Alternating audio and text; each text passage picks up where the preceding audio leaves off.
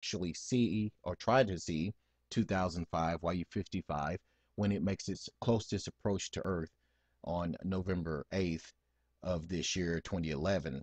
And as you can see here on screen, we have the time at 17:27, which is a minute or so before the actual closest passing of YU55 to Earth. This is Central Time. I'm in the Central Time Zone, as you can see here on the map, in the middle part of the United States in Arkansas. And if you're in this part of the country of the United States, you will be able to see possibly YU55 in the southwest. As you can see, the sun is setting over here. Venus is right here.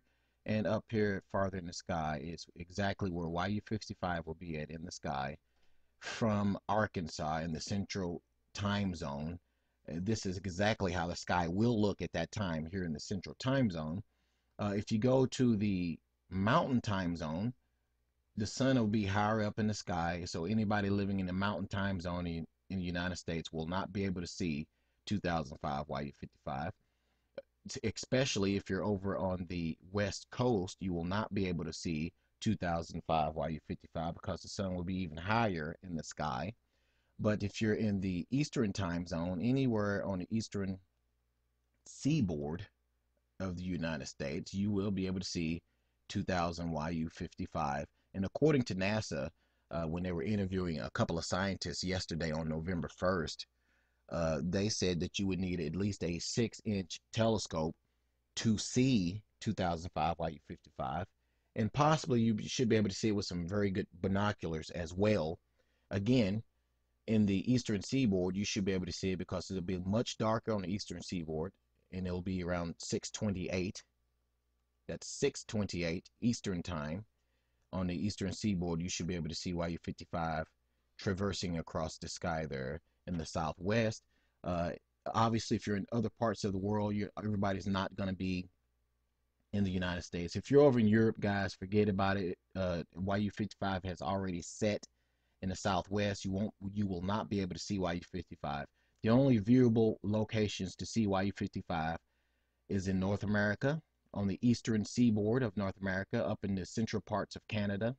If you're too far north up in Canada, you may be able to see it. It'll be very low on the horizon, but you will not be able to see it anywhere else but on the eastern seaboard of the United States and in the central time zone of the United States and central parts of Canada on the eastern parts of the North American continent. You'll be able to see 2005 YU55 as it goes across the sky on that date and reaches its closer point approach to the United States of America.